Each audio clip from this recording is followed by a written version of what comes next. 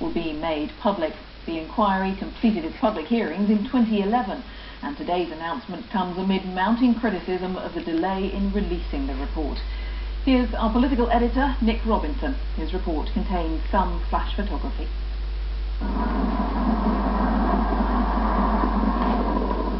For many, it's the war that never really ended. A war that cost so many lives. Some say 100,000, others many times that figure. And still, there is no official version of the events which led to Britain and America invading Iraq.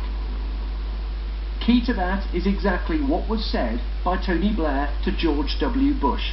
What had the British Prime Minister promised the then American President?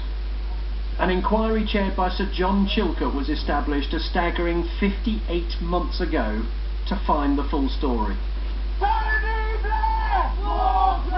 It was there that Tony Blair came to give his account of his actions and was asked to spell out exactly what he'd told George Bush in more than 130 private conversations and 25 private notes. He said we would stand shoulder to shoulder with them. We did in Afghanistan, and I was determined to do that again.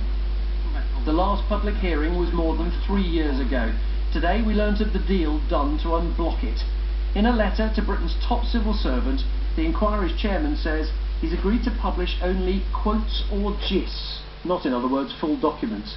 These, he went on, should not reflect President Bush's views, and direct quotation from the documents should be the minimum necessary. The mother of one of the 179 British soldiers who died in the conflict is disappointed by this outcome.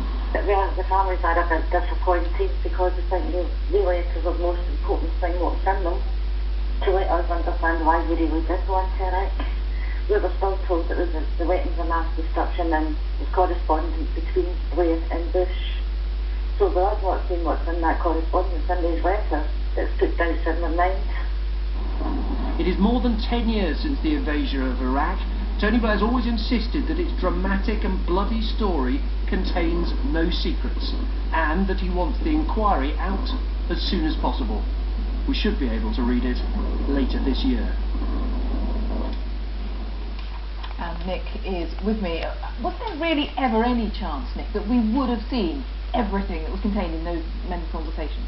Well, the Iraq inquiry certainly wanted that.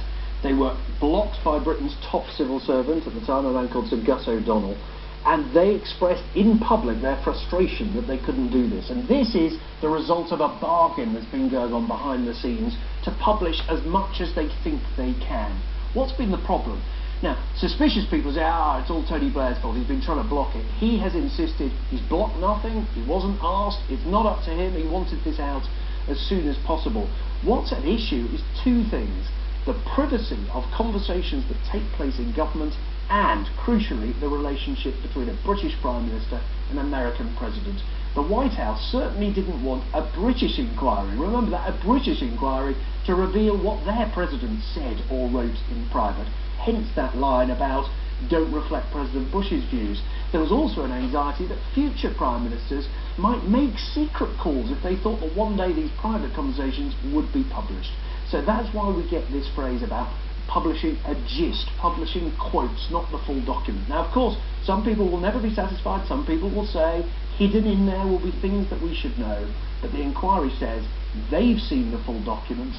They wanted the public to see as much evidence as they could. This is the best deal they could get. Nick, thank you. Nick Robinson.